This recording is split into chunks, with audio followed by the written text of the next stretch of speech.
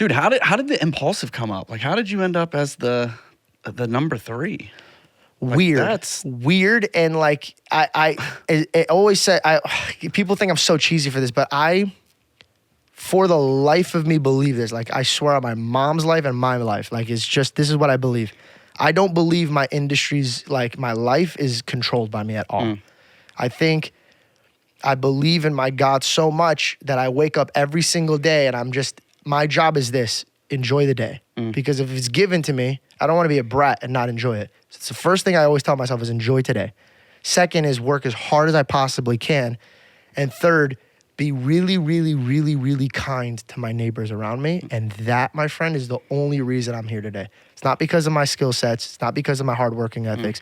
It's really just people would meet me and be like, wow, that guy's a nice guy. And it just goes to show that people want to work with nice people. Yeah. They don't want to work with somebody who thinks they know it all. I always tell people I'm always in last place in my mind. Always in last place. Whoever's in front of me, I'm trying to absorb. I'm trying to learn. I'm trying to like get something out of it.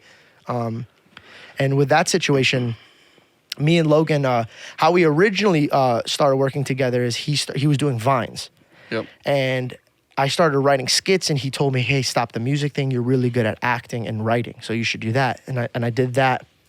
And then I took a year break because I shot a scary movie called No Escape, because I was doing my acting thing at the time. And to be honest, my whole life I wanted to be an actor. I did acting for 1 year, and I booked like 11 or 13 shows. I did 2 movies. Like, I was cruising through it. I was cruising through it. Like, here's the reason why. Again, casting directors, when I walked in, I wasn't nervous to be like, hi, I'm George and I'm auditioning. I was like, what up? Like, I would just walk in because like I was already social media recognized. So my confidence is like, dude, I don't need this job. Like, you know what I mean? Like, but in a humble way, because like I'm not gonna beg you for it. If it's for me, it's for me. And if it's not for me, God will give that role to somebody that deserves it. So I'd walk in with this attitude, and I was just booking after left, after right. And I realized, I'm like, oh, I don't like acting, bro. Like, I just sit here for 9 hours in the trailer. Hurry up and wait. And then they have all the creative control. My last movie, though, No Escape, the director Will and the producers Jeff and Kelly, they wanted Pete Davidson for the role. And I told them, I go, listen, pay me nothing. Do whatever it takes. I promise you that. I'll put people in that seat, and I will make sure that character shines.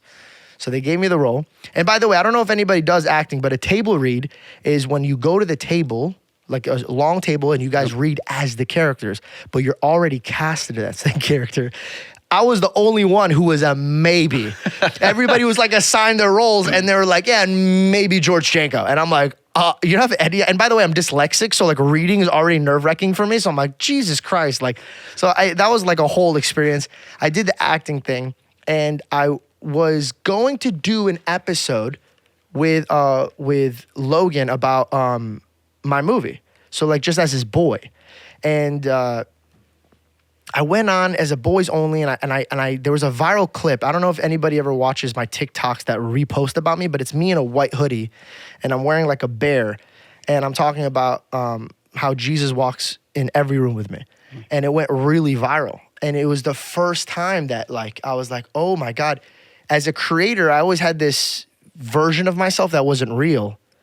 What up, guys? Yo, we're gonna be Yep. And like that wasn't me. I was mimicking Logan and Jake and everybody because I wanted to pay my bills, and do what I needed to do to get to the acting part. Yep. But I was stuck in this weird realm. Like, I don't want to be an actor anymore. I want to be creative, but then also is like I don't like being this fake creative me. And so when I watched that clip, and I'm watching thousands of people repost it and be like, yo, this hit me so at home. And I was like, whoa, like that was the real me. And that sits so much more in my heart than like getting dapped up for anything else that's not me. Yeah. 6ix9ine just comes out of prison. Nobody wants to interview him. Nobody. 2 reasons why. One, he's a rat, apparently, in everybody's eyes. So they're like, no, F him. We don't want him on the podcast. And then the other people were like, no, man, we're going to get killed. I don't want that. That guy's like, people are on the way to kill him. I don't want them on the podcast. Mac didn't want to be a part of it. And he was the host of Impaulsive at the time. And I think it was Mac is like, he's a true artist. He's not in it for the money. He's not in it for the fame. He likes to do it for things that he likes. And he just did not want to do that episode. Something that was in him was like, no, I don't want to do that episode. And immediately my opportunity, I just turned to Logan. I go, yo, me. I go, put me on it. Put me on it. And he said, no. He's like, no, bro. He's like, this is too big of a podcast to like just throw you on. He goes, you've never even hosted before. And I looked at him and I go, Logan, we've known each other for years, bro. Have you ever passed me the ball and I've dropped it? And he goes, no. And I go, bro, all I ask is just think about it. I go, I promise you I'll do a good job. I promise you. Like, I will make sure that you're happy with my performance. And he talks to Mike. Mike's like, man, I don't give cheeseburgers.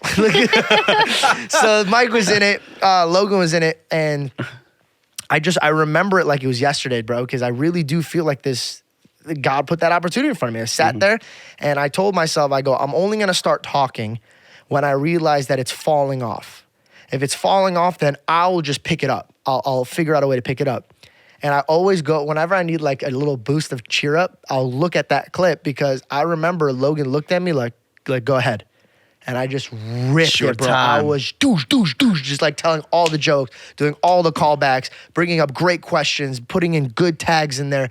And it got to the point where everybody's laughing so hard. Even the security guards that had masks were wiping their tears in their masks. And I was making fun of these giants, and he literally turns, he goes, who is this guy? He goes, he's hilarious.